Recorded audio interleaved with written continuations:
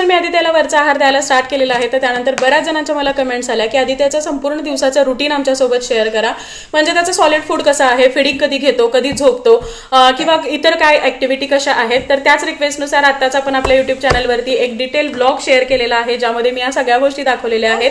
तुम्हाला सुद्धा हा ब्लॉग पाहायचा असेल तर आपल्या युट्यूब चॅनलला जरूर व्हिजिट करा, लिंक बायोमध्ये आहे. किंवा तुम्हाला जर डिटेल व्हिडिओची लिंक हवी असेल तर लिंक म्हणून कमेंट करा, डायरेक्टली लिंक सेंड केली जाईल. आदित्याला आता 7 महिने पूर्ण झालेले आहेत आणि असेच व्हिडिओज मी अद्वैतचे सुद्धा या अगोदर पोस्ट केलेले आहेत. अद्वैत जेव्हा 7 महिन्याचा होता तर त्याचं सुद्धा संपूर्ण दिवसाचं मील रुटीन या अगोदर त्याच्या युट्यूब चॅनलवरती पोस्ट केलेलं आहे ज्याचं नाव आहे अद्वैत्स फन प्लॅनेट, ज्यावरती तुम्हाला माझ्या पहिल्या बाळाचे सगळे व्हिडिओज पाहायला मिळतील. अगदी तो 1 महिन्याचा असल्यापासूनचे ते ऑलमोस्ट आतापर्यंतचे सगळे व्हिडिओज आहेत. आता माझ्या प्रेग्नन्सीच्या दरम्यान किंवा आदित्य झाल्यानंतर ते व्हिडिओज थोडेसे मी कमी केलेले आहेत किंवा आता तेवढा वेळ मिळत नाही. शिवाय अद्वैत सुद्धा आता खूप जास्त इंटरेस्टेड नसतो, त्यामुळे रिसेंटली त्याचे व्हिडिओज तिथे आलेले नाहीत.